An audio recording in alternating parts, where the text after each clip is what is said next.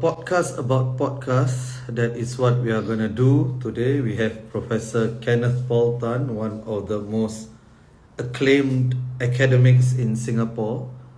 Oh, he's not based in Singapore now, he's based in Hong Kong, but one of the finest Singaporean minds, I should say. To help us unpack political podcasts and what it means, in 2024, the American presidential election was essentially a podcast election. And I think it's quite timely that Prof. Tan has written about podcasts, and he will share his thoughts on what works, what doesn't, based on his own empirical work. But of course, Prof. Tan is more than that. He's written a lot on civil society, on Singapore, post-Lee Kuan Yew Singapore, and so on. So welcome everyone to episode 104. My apologies, I'm running a little bit late. Some familial obligations. So let me invite Prof. Tan. Hi, Prof. Hello. How are you? Good. How are you? I'm good. Thank you so much for doing this. I really appreciate it. Yeah, you owe me one. I've been resisting coming on your show, right? Yes, I know. But thank you so much. I think I said in my Instagram post, you were also my intro to Paul Science professor. So you were my first formal teacher in politics. So And look at you now. You're an influencer. No, not influencer. You're a mini celebrity.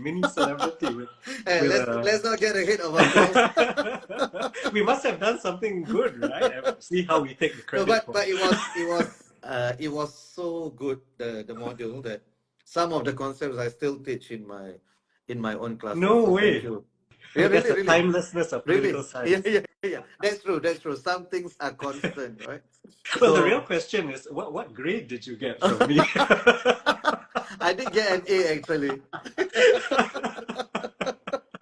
Thankfully, You can say A plus. I don't remember. No, definitely not A plus. But thank you so much. And we said some things are consistent and it's eternal or timeless about politics and political science. But podcasts are something new. But there are some aspects of it that would be timeless, right? So based on your own research, right, what was it? What works about podcasts? What similarities do podcasts have or do they don't have with mainstream media? Could you share us a little bit?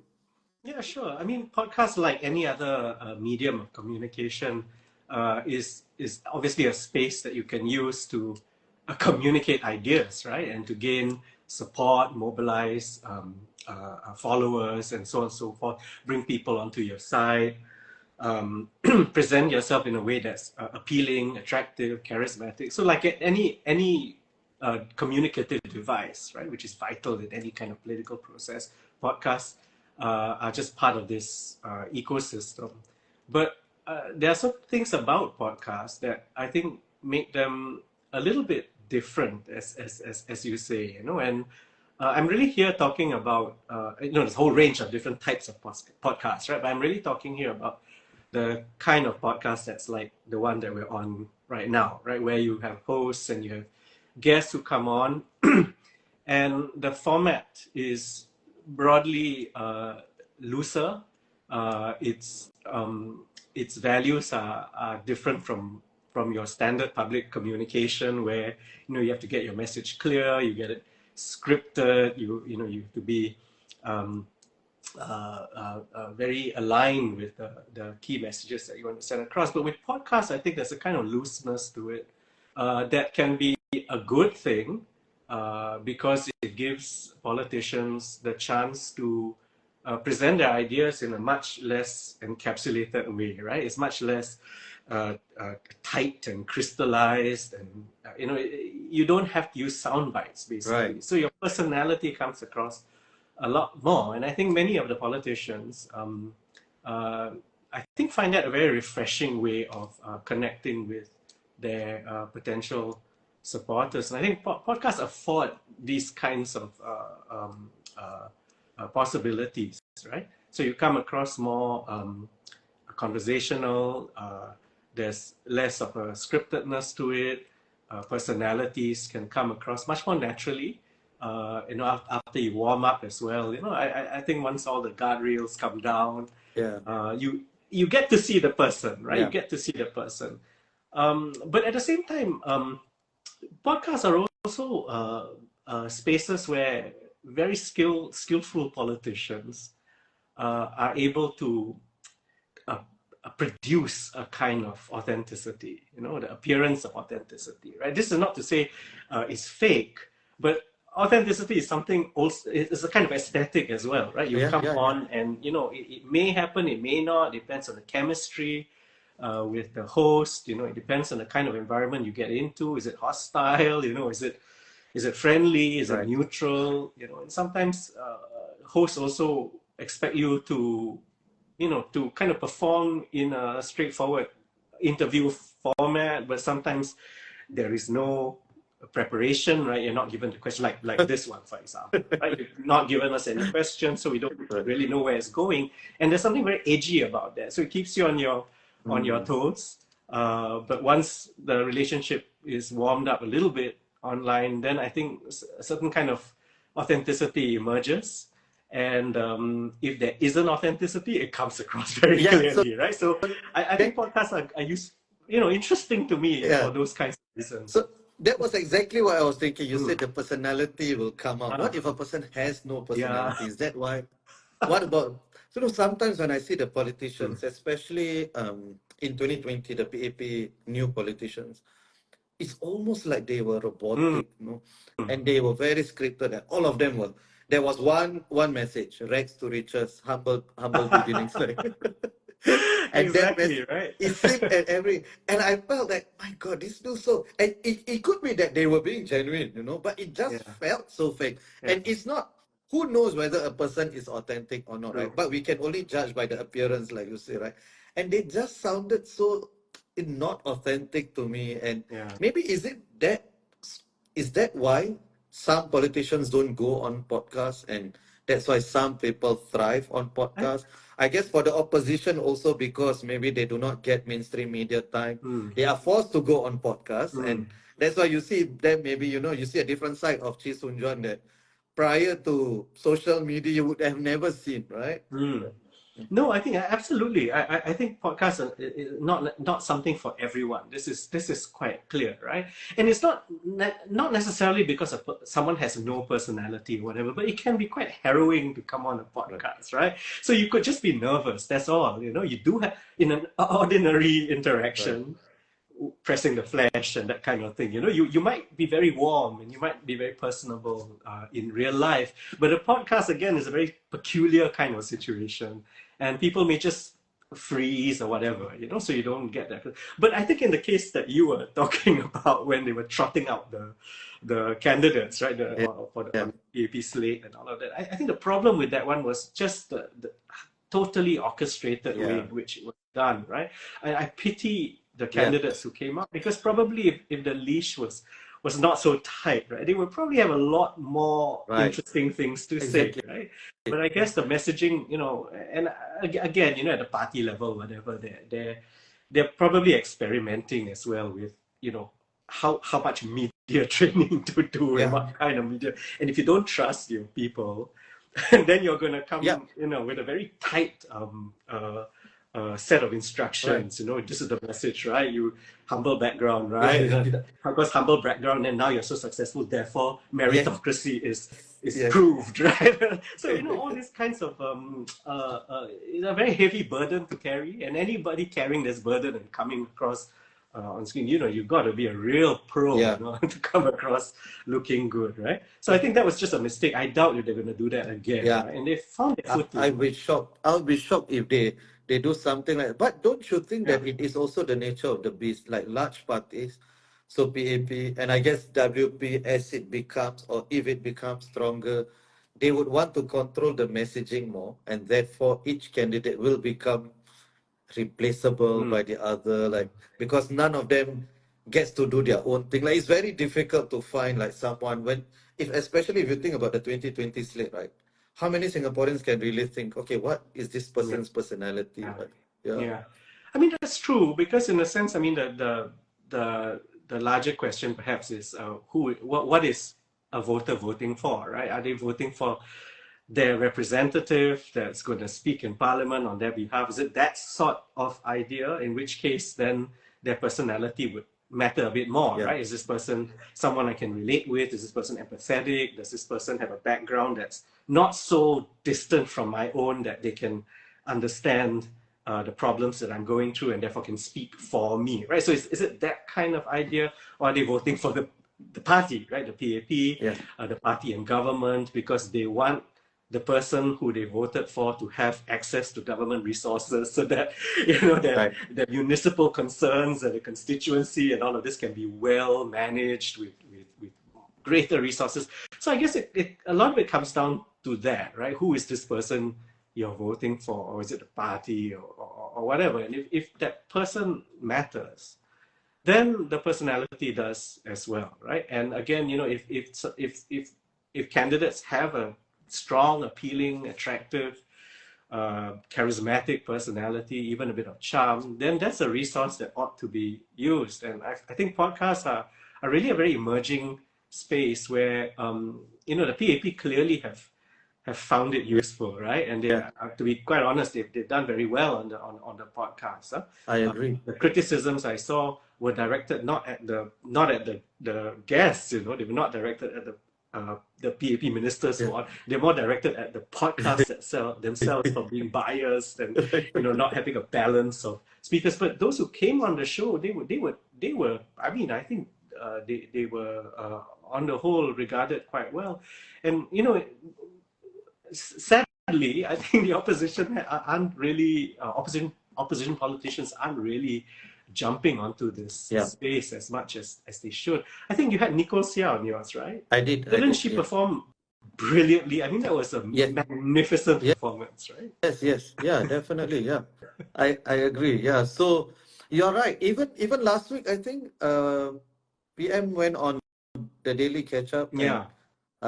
and I think by all measures you can see that he comes across as personable and likable in that podcast, right? And it's a format that sometimes also I feel like mainstream media is also sometimes too serious, right? With the interviews and with the scripts, and also if you're going for the sound bites in the mainstream media interview, I guess it also hampers because you want to move on to the next topic. You have a certain set of things. Whereas, you know, Joe Rogan, the most successful podcaster in the world, right? It's 3 hours, right? And you can go on multiple tangents, right? But also 3 hours, you are going to be found out if you don't have... For sure. You can't sustain that kind of, you know, that kind of nuggeted answers, right? For 3 hours. So, you know, you will, something real comes out in that. In that space of time. And I mean, you don't have to have 3 hours, frankly, even half an hour, right? Right, Some Indeed. real thing Indeed. will emerge. No, agreed, yeah. So there's a comment, some people don't think fast on their feet, so they don't do well in non-scripted settings. And yeah, point taken, I think there are different types of politicians, right? There are some people who may not speak well, but they're very close to their constituents, you know, people like them on the ground. So there are different types. So what would your advice be to politicians in these upcoming elections about podcasts? What would your advice be? How should they use it? Who should go on? Who shouldn't go on? Yeah. So, you know, I don't mean to discredit this space, you know, but of course, it's as much about style and it's as much about, you know, kind of likability as it is about content, right? Yeah. So I guess the first thing is to you know, have a kind of self-awareness, right, of how you appear on these kinds of spaces. And you know, sometimes it can be improved, right? There's certain, you know, like any kind of media appearance, you can be trained for it. And if it's important enough, I think it's worth a go, right? To come across. If you skip the podcast space, you're skipping a very important segment of potential voters, right? Why do I say this? I mean, I think at this point of time, the reach of podcast isn't really that big, right? In Singapore, especially. However, my understanding is that the people who generally tune into podcasts are people who are more thoughtful about about current affairs. They're more articulate, I think. So these are people who have the capacity to amplify your message, right? Right. So you may be targeting a very niche group of people, is narrowcasting, right? A very niche group of people. But those people can, they like you, or if you change their minds about who you are, right? If they didn't originally like you, but then they sort of see you for who you are, and so on and so forth, and they see that you're not coming in with a heavily scripted kind of preachy message, and you're opening up, and you're sometimes self-deprecatory, which is also a style, right? A value in podcasts, and you can do all these things. It shows cultural literacy. It shows a certain kind of humility, whatever it is, right? And that endears you to that group. 100%. So they become your ambassadors, your champions, and it would be a wasted opportunity if one were nervous, right? Yeah. Of course, having said that, also, I mean, you got to sort of, be quite clear about what are there particular ideological alignments? Yeah. Are you walking into a trap? Right. All these kinds of things. But I think in Singapore currently the landscape is more open. Yeah. I don't think any of the podcasts are gonna, kind of corner you or treat you with, with contempt or kind of. I haven't seen that, at least, right? Right. Yeah. And I'm not sure that's something that would be particularly attractive to audiences. Yeah, we don't have Stephen Secker or Mehdi Hassan, right? So politicians don't have to worry. Don't have to worry. Yeah. But unfortunately, they still do, right? I mean, you quoted this line that I mentioned in one of my earlier episodes, which I had forgotten about as well, which is it's difficult for me to get PAP folks on. Hopefully, that will change in this upcoming election, right? Because maybe they want, I don't know, maybe I don't know what they're thinking, but maybe some of them want a platform where it's safer, and so but it's not like I'm gonna ask super difficult questions, right? But I've only seen you rough once. I think it was an episode on colonial statues. Oh, okay. You pulled a decolonial kind of a sword out of your sheath. Okay, fair. I accept that. But yeah, so I think what also I'm a bit I'm very intrigued by what you say, because I agree, because I'm a bit saddened if politicians think that they cannot do a podcast with 40 minutes and take questions from not a hostile but not a friendly interviewer, right? I think do you really have the mettle for politics if that is the case, right? But there's been so much protectionism in our local political processes, right? I mean, like people. I mean, the common phrase that we used to use since the 90s was coming in on the coattails of, right? So that whole sense that you're very gently brought in because at least the mythology is it's so hard to find great people, right? So when you get them, you want to make sure that they have a reasonably easy time of doing that well in this political system. So, and you've got a mainstream media generally that has been so, I don't know, so, kid glovesy, right? With all the politicians and overly respectful to the point of not even asking important questions. 100%. So 100%. They're weaned on this kind of, and then suddenly to be faced or to be confronted with real questions and questions that aren't just kind of there to make to give you a chance to humble brag or whatever, but real questions that challenge you. I mean, I think that maybe that I'm sure they can do it, right? They're not without intellectual prowess, right? It's just I think they're just not used to it. Right. And they also, I think at the back, they might be also concerned that it's a slippery slope, right? If your politicians or your PAP ministers, your ruling party elite are treated with what can look like disrespect, then that might be the starting of a different kind of norm, right? And then, of course, their work of politics is going to be very different if that became the norm, right? Yeah.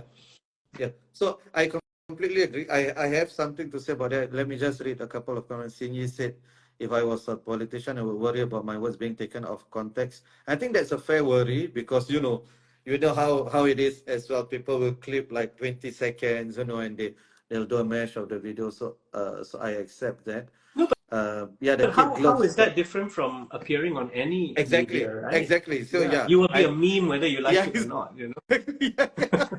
Even your parliamentary speeches, right? Yeah, Yeah, absolutely. that's not different, right? Yeah. Yeah. So, uh, I had a comment about what you said about being self-deprecating, and I love politicians who can take a joke, Mm, can banter, who's not so thin-skinned that they yeah. cannot take a joke about themselves. If they show that they can laugh at themselves, I think you use the word endearing. I really think that they would go a long way in um making the people feel, yeah, okay, he's one of us, she's one of us. Yeah, Um, absolutely. Did you see recently there was a some short video by Heng Swee Keat, I right, saw, who sort and of played out. I thought that is exact. Yeah. I thought he should have done that in the campaign itself, Yes. in 2020, and just own the mistake and then make fun Yeah. of it. Make Yeah. fun of it, laugh at Yes. yourself, laugh in yourself in an authentic way, right? Not Yes. in Yes. this is a strategy, Exactly. a tactic, Yeah. but laugh at I yourself. he won points Yeah. with me for that, Yeah. for sure. Yeah. Yeah. Mm. So thank you for that. So let's move on, because you have written, you are a film scholar, you are a scholar of civil society, you've written many books about Singapore. So, and given what we have seen now, right, since PM Wong has taken over, so do you think civil society has changed, will change? Does the relationship between civil society and the state You with mean PM? because of Yes, 4G or because of because of 4G. Yeah. uh oh gosh.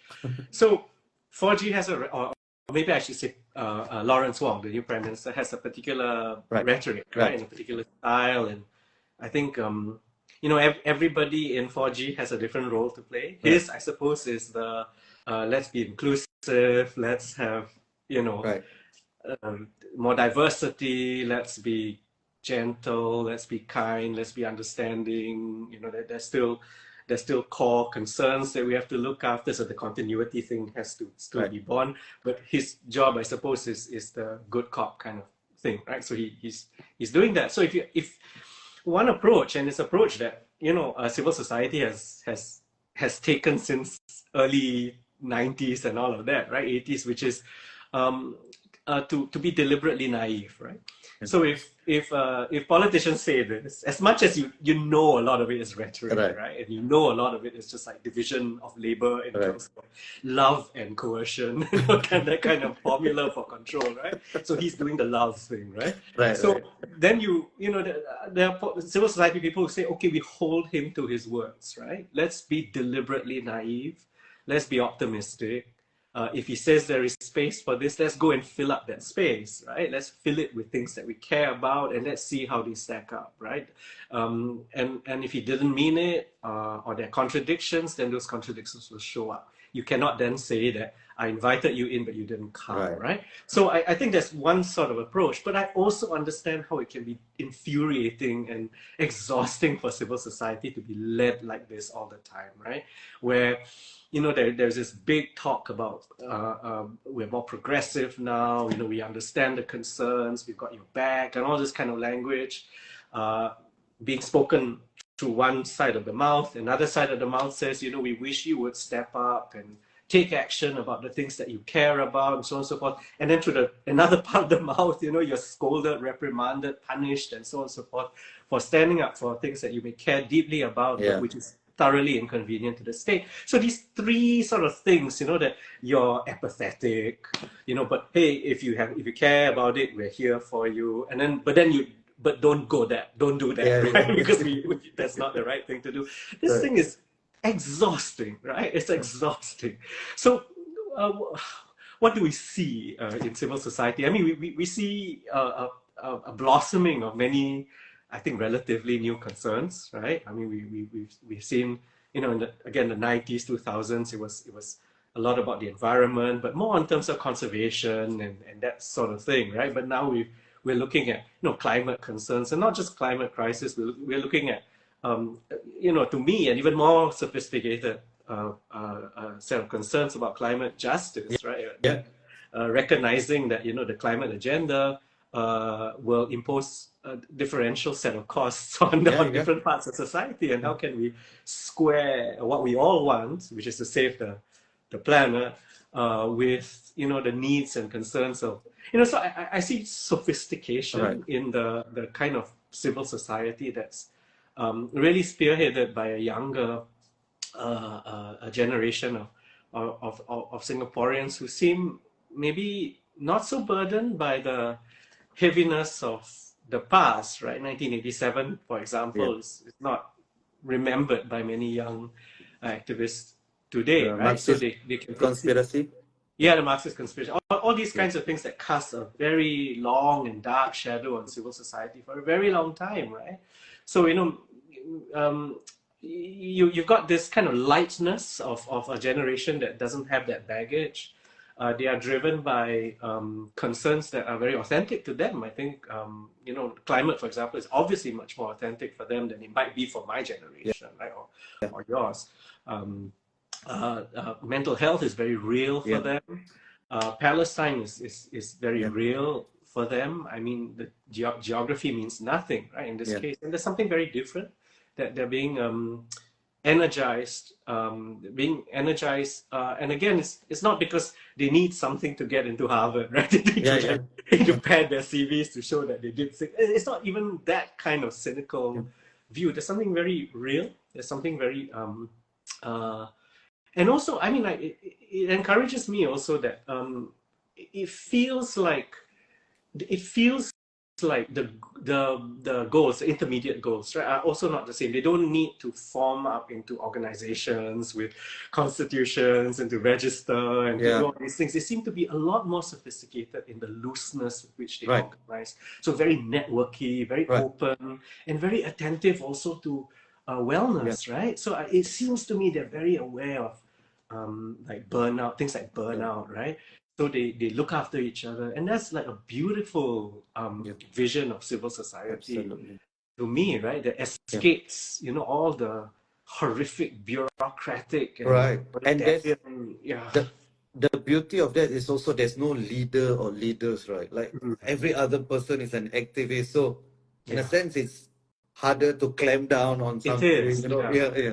I like to So think of it and as civil society in the 90s was very solid, yeah. right? It had a very solid Yeah. quality, and then it starts to liquefy a Yeah. little, so it's more like what? And now it's almost Right. gaseous, right? It's kind of Right. Right. and it will if there's an issue, it will sort of condense around that issue, Right. right? And once that Yeah. issue Yeah. is done, it just dissipates again, and Yeah. that's a beautiful thing.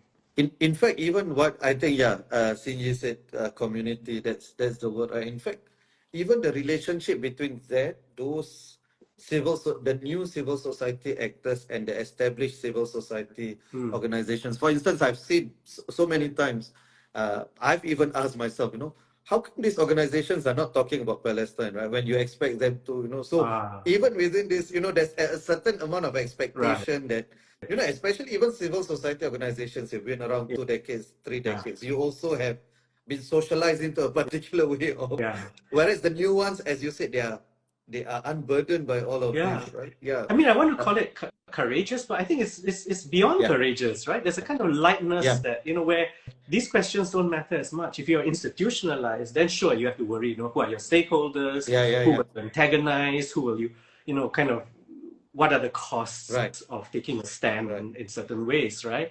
And then no, but what's also interesting, we like to focus on the young, Yeah. right? But I've also noticed that there is also a generation of more senior Singaporeans who are also rather vocal at this time, Yeah. and their message is we've become a very staid and formulaic place, right? Lacking in courage, lacking in imagination, and so on and so forth. So there is also a generation of older Singaporeans who become very disappointed with the technocracy that we find ourselves in today, and they are kind of pressing for more, kind of a more adventurous mind, a bigger sense of what Singapore can be, and all of that.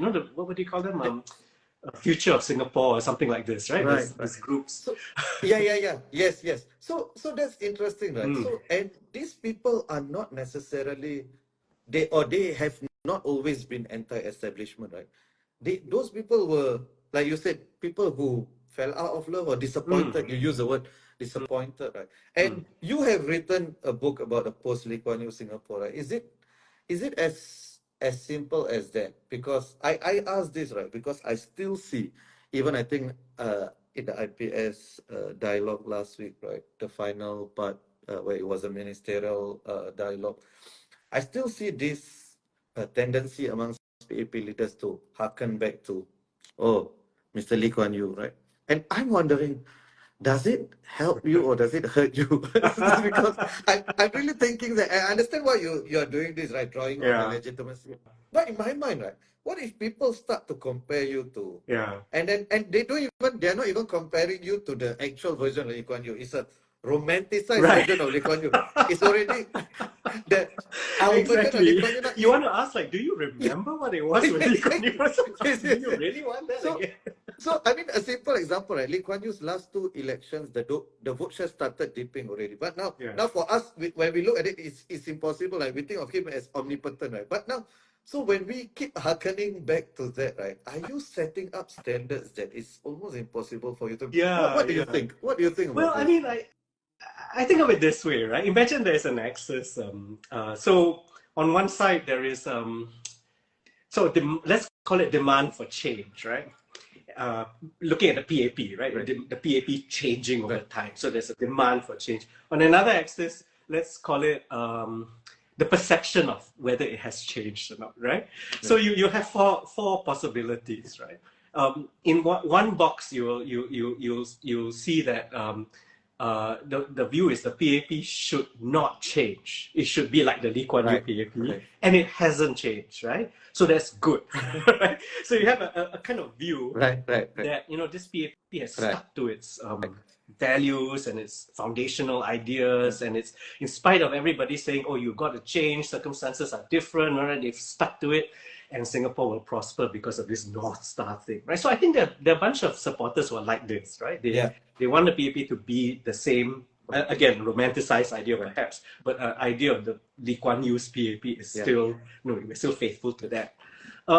Then you also have a box where they feel the party shouldn't change, right? It should stick to the PAP yeah. value, founding values, but it has, Mm, right? So this is a group of people who probably view the PAP as like lost its way, because it shouldn't change, right? So it's unmoored from its founding values, and I guess it's this what's the phrase that's often used? They betray their right, values, right? It's kind of lost its way, right? right. The PAP has lost its way. So is that kind of view?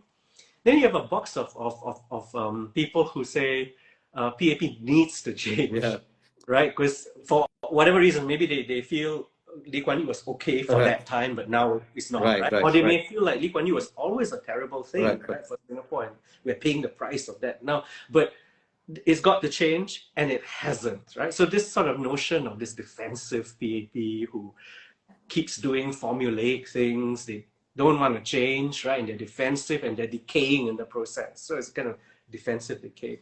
And then there's a fourth box, which is this idea that the PAP should change, and it is evolving over time, and it's kind of adapting, and it's Right. more resilient than we think, right? So I mean, in response to that, I see four Right. types of positions about where the PAP should be. Does that Right. make sense? Yeah, that Yeah. makes a lot of sense. I was just smiling. I saw Srilin's comment. She said some of us woke up late. She said, in response to what I said, how come people they abandon the PAP, right? As in she was talking about herself waking up late. Yeah. But you're right. I think yours is a sophisticated way of looking at it. Because sometimes we don't And know that, what this means, right? yes, When we say that the 4G is like not doing as well as what, exactly. right? Yes, yes. And also some of the problems that, okay, number one issue they are gonna be facing in the election is housing, right?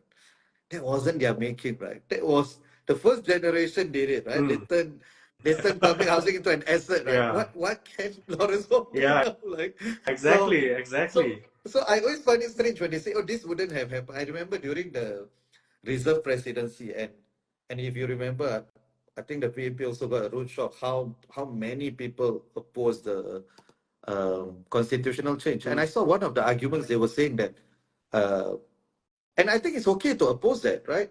It's just that the particular reasoning, they were saying, oh, if Lee Kuan Yew was alive, he would have never let Uh, politics be based on race. I say, have you heard of the GRC?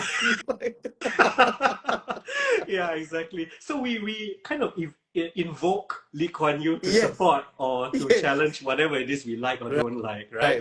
So, Right. Yeah, correct. So, yeah, and it's interesting, right? Because even those who are against the PAP will yeah, use today, yes, they will use Lee Kuan Yew's memory, right? Yeah, it's just so, absolutely, yeah. absolutely. So So, interesting, and this yeah. is I guess the real meaning of being abused after you die, right?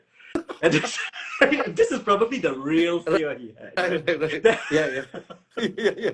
Yeah. Yeah. So even now, I'm sure you follow the exchange, right, between Lui Tak Yu, Uh, the uh, ambassador to the US, and so the issue is now about who is basically upholding Lee Kuan Yew's legacy, right? Who is yeah, dishonoring Lee Kuan Yew's yeah, legacy? So, and it's 10 years since he passed, right? And yes. this is still a topic of discussion. Yeah, Yeah, I guess yeah. we are all prone to Mm. mythologizing, right? I mean, And yeah, I guess human beings sort of need, right? yeah, Those, we need the heroes, the semi-divine heroes of the yeah. past, right?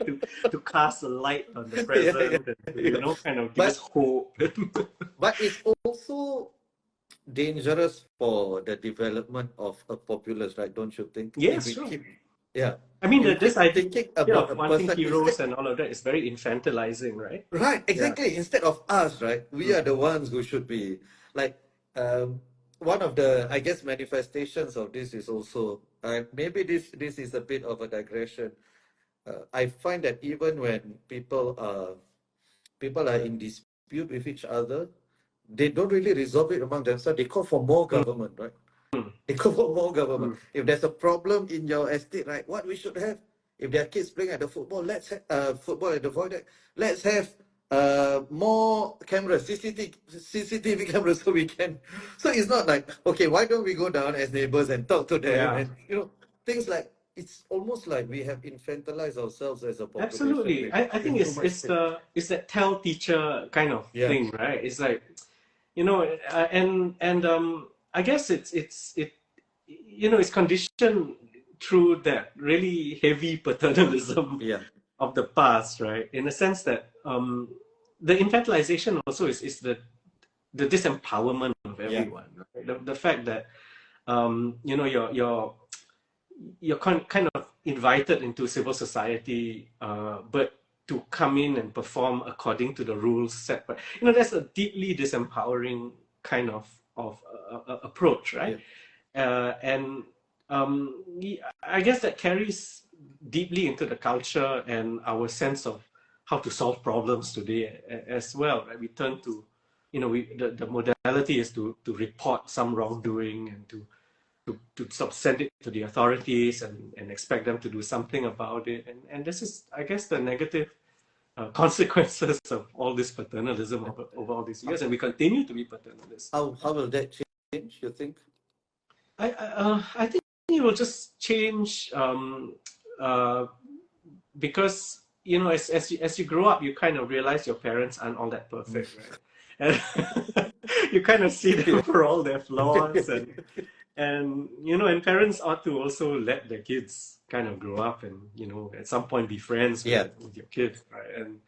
And then everybody realizes that we're just all just human, right? We're Yeah. deeply flawed, and we don't have these ridiculous ideas that politicians need to be white. I mean, they should strive to be Yeah. clean Yeah. and so on, but the expectation that they're sort of divine Yeah. and Yeah. are That's without fault and without human instinct or without kind of human motivations and all of that. I think that's really the essence of Singapore yeah. childishness. Yeah. That we have Absolutely. this view about our Yeah. leaders, right? Absolutely. And yeah, I think it's unhealthy, right, Mm. for the country, for us to think like that. And semi-divine, and sometimes we even think, I've even heard this so many times, even quite recently, maybe a couple of weeks ago, right? When I suggested something and someone just said, "Oh, surely the government has thought about that." I said, oh, That's maybe, most probably, but it's not a guarantee, right? It cannot be like yeah. every single Singaporean's idea. Like, oh, it's quite amazing that, Yes.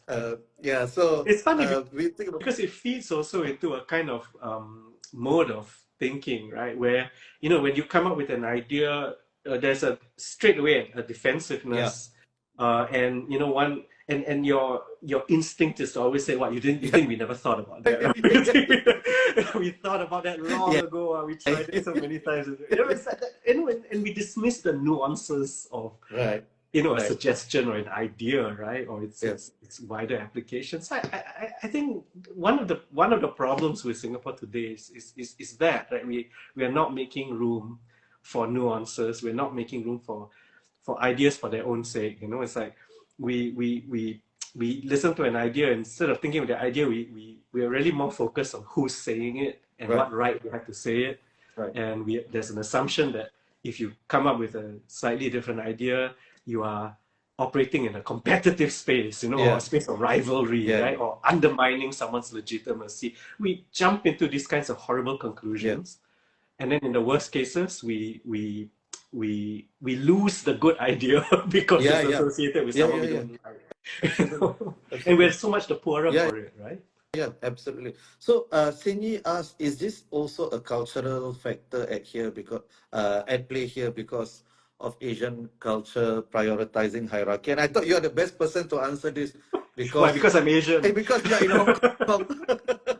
No, because we see that used to be a very popular argument. That was made even by Lee Kuan Yew, the Asian values, the 1990s argument. I mean, they still use some versions of it without using Asian values, but Ah. Taiwan. So, Taiwan yeah, exactly. is Exactly. yeah, So I mean, to me, um, my view about it, things like Asian values and all that is that they are they are utterly constructed things, you know, and often very instrumentalized things, right? And as you say, in the 90s and all of that, this sort of comes as a post-Cold yeah, War sort of device, right? Because the attention turns to like um, Asia's success and all of these things, and to re-establish post-colonial control, you need to somehow yeah, you know assert an agenda, which is, I guess, partly the instrumentalization of Western liberalism, right? To in a kind of to control the rest of the world via Western liberalism, yeah, and then Asia then constructs its own yeah, sort of bulwark, right? Which is a kind of yeah, yeah, Asian values idea, you know, whilst and investing into it all kinds of like sense of authenticity and all of that, where, you know, in a sense, is very difficult to define yeah, for so many reasons, yeah. right? I mean, we're not all of us Confucian, for example, and even the Chinese who migrated here, right? Right, I'm no historian, you know, but I right. imagine that they were in many ways running away from the rigidities of Yes, yes. Confucianism in China, and Right, they were, right, you know, they were kind of operating in a frontiers kind of way, right? right, They right. didn't want that, right? So to what extent is any of that an authentic essence in who we are? So it's highly constructed, highly politicized as well. And today as well, you know, when suddenly we don't like certain things, right? Like we don't like, say, the newer forms of anti-racist discourse, right? Then when we don't like that, we say, "Oh, that's Western," right? That's Right. like Yeah, something that yeah, you've yeah, got yeah. from Absolutely. US. You know, suddenly we turn on the Asian thing, and we Yeah. turn on we co-opt the decolonial language, right? And suddenly we're so progressive, and let's, you know, have our own discourse, and let's not borrow from the West, and all Yeah. this kind of When I remember, and this happened, a few years ago, as you know, the Chinese privilege arguments and yeah, yeah, discourse, and exactly. then people were saying that, oh, we shouldn't adopt, and it's just because it comes Uh, from America doesn't mean it's good, but doesn't mean it's bad as well, right? exactly, yeah, We need to assess. And I was thinking, where do you think Parliament comes from? exactly, right? Secularism, all Exactly. these things. You see, at this point, then they turn on the but we are pragmatic. We Yeah, choose yeah, the things that exactly. Yes. work.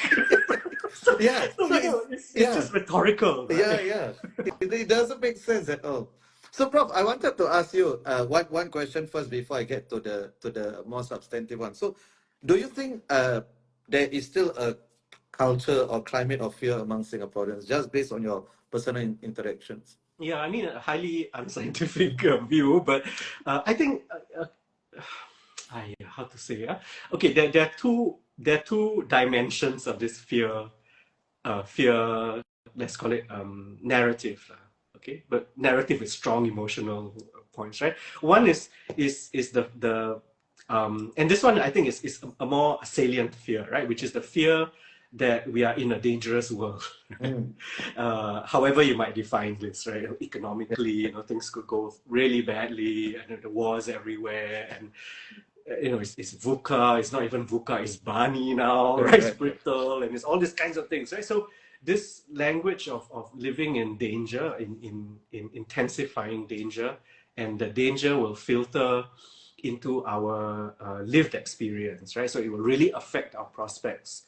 And we might feel it in terms of relative poverty, might feel it in terms of just social immobility, or just, kind of being very precarious, right? Losing our jobs and things like that. So I think there's that kind of larger fear, and then there's also the more specific fear, right? Which is the fear of the government, right? And what the government can do to you if you vote wrongly, or if you speak inconveniently, if you dare to cross OB markers, and in that respect, the lines of OB markers are also deliberately blurred so that you would imagine the space to be smaller than it really is, right? So that kind of fear, I think, is probably still sort of in the air.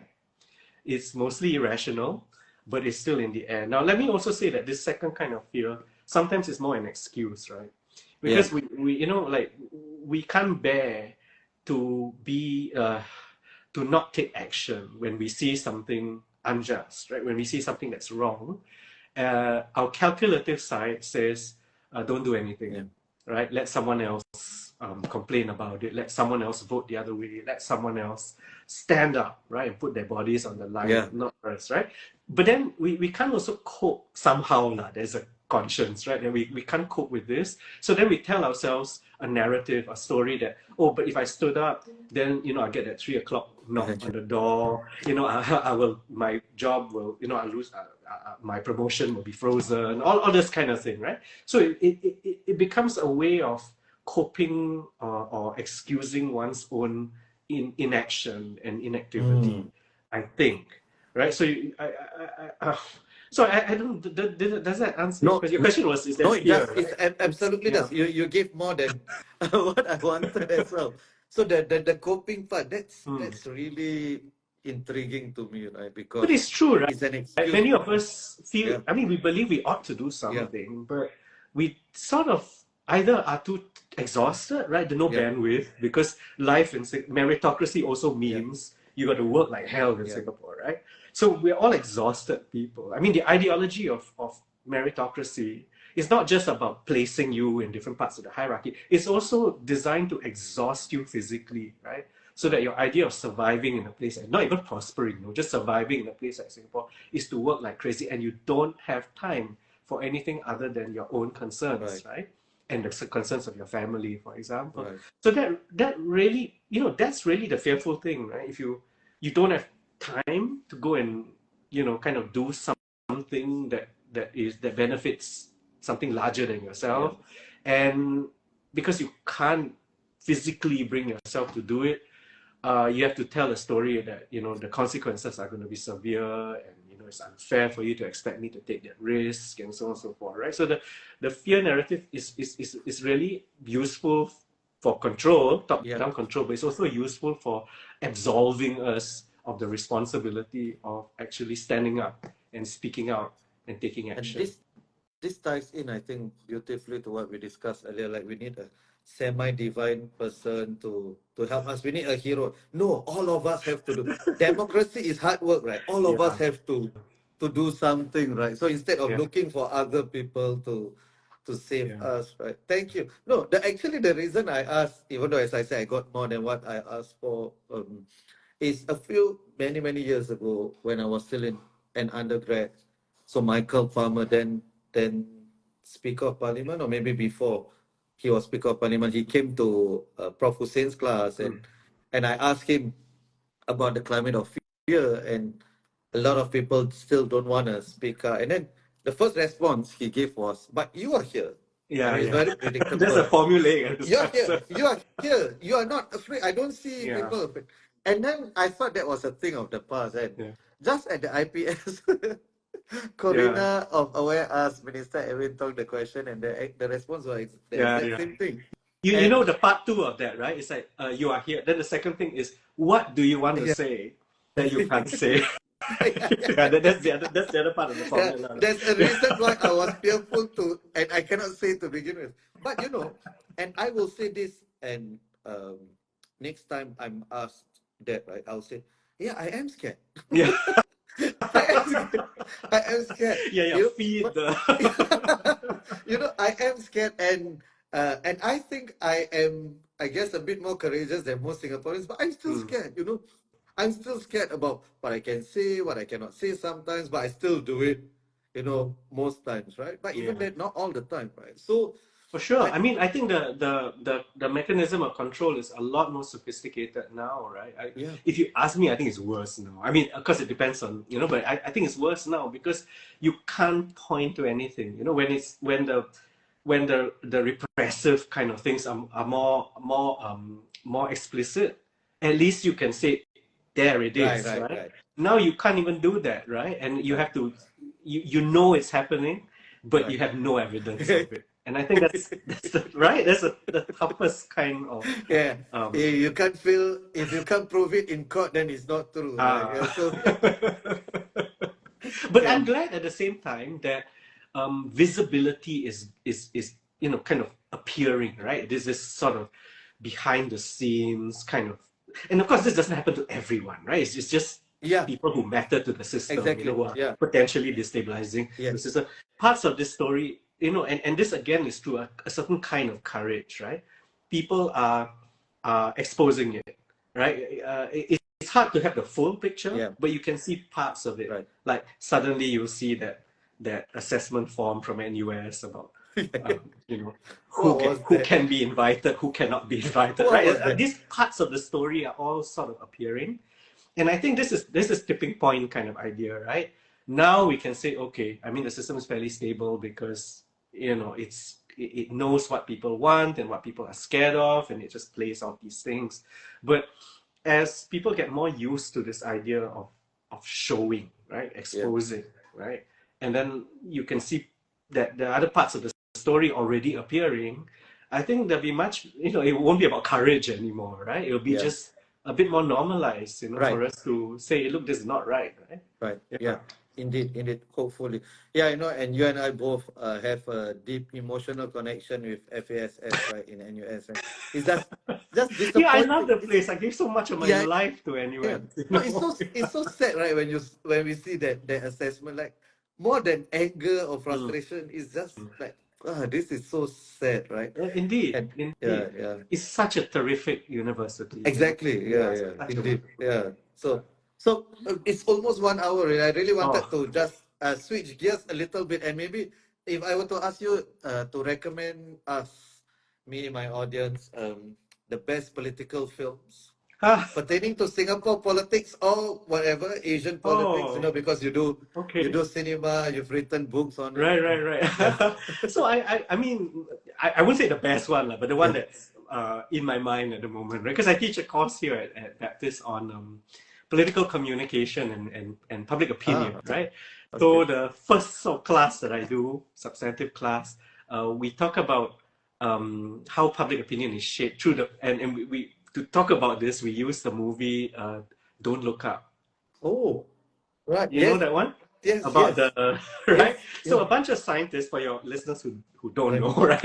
It's a couple of scientists. They discover that a comet is gonna hit the Earth in a few months' time, Yeah. right? And it's a planet killer, right? Everyone's gonna die, and they're pretty close. They're pretty sure this is gonna happen, right? So the film is about how they try and kind of bring the scientific knowledge to the public opinion, right? So they go to the president, and the president's concerned about ratings, about their polling, about the elections that's coming up, about their own scandals. They go to the media, and the media want to present it in entertaining formats. Right. So they go to and we see the way in which our public discourse is so thoroughly distorted and fragmented by corporate interests, by power elite interests, by media filters, and all these, by celebrity, right? So celebrity is a big part of it. And it tells us something about just what democracy is really up against today, right? If we imagine that democracy is this space where we can have a kind of classically rich space of public discourse, so that we can come to certain agreements about basic things and take action, even to save ourselves, right? And of course, this is all a parable for climate change, Right. Yeah. I think that's a good one if you haven't already seen that. I haven't seen it, but I've only read rave reviews. That's Leonardo, right? Is it? Yeah. Okay. He plays the scientist, Okay. who at first is like, so science communication is a field, right? And we know that a lot of scientists, they simply cannot communicate. And especially in societies that are less, shall we say, numerate, science literate, right? So that's why there's a whole talent in communicating scientific, which is actually something we do need today, right? The ability to communicate very technical things in a way that the popular, the public can understand and can feel for, right? And that's also why. So I'm teaching another course, which is making documentaries. So and the idea here is that if you want to, so the course is called Morally Controversial Issues in the Media, right? So I'm taking students through the process of making documentaries on issues that are so contentious and where the differences are extreme in some cases and very long-standing and very unresolvable. So how do you deal with these kinds of issues that we're all plagued with today, right? In our society. And how do you make documentaries about it to communicate an idea, So using narrative, using sort of emotional, affective qualities. Such as what issues, Prof? What are some of those? The issues that we touch on range from vices, for example, so sex work, for instance, death penalty, to deal with drug trafficking, pornography, right? Things that are, have a really long-standing place in people's idea about what is morally right or morally wrong. And so anyway, those are things we deal with in the class, but the students are invited to deal with anything that has a morally controversial quality to it. Prof Tan, it's been 1 hour, and I can safely say that you definitely have a personality. You know how it works, right? It's just mirroring off you. So my personality is your personality. No, I really didn't feel like it was 1 hour, and it's amazing, So thank you so much, and really thank you for all the good work that you do. I still assign your stuff. I think at least 2 or 3 of your articles are in. On meritocracy, that's a classic. Pragmatism, and where you say pragmatism itself is an ideological orientation. That quote is always on my slides. Thank you, I appreciate that. Thank you much. so much for everything. Yeah, it's good fun. It's been great fun. I was quite nervous about it because it's live, But anyway, it was fun. Okay, thank you, bro. Good night, everyone. Bye-bye. Bye.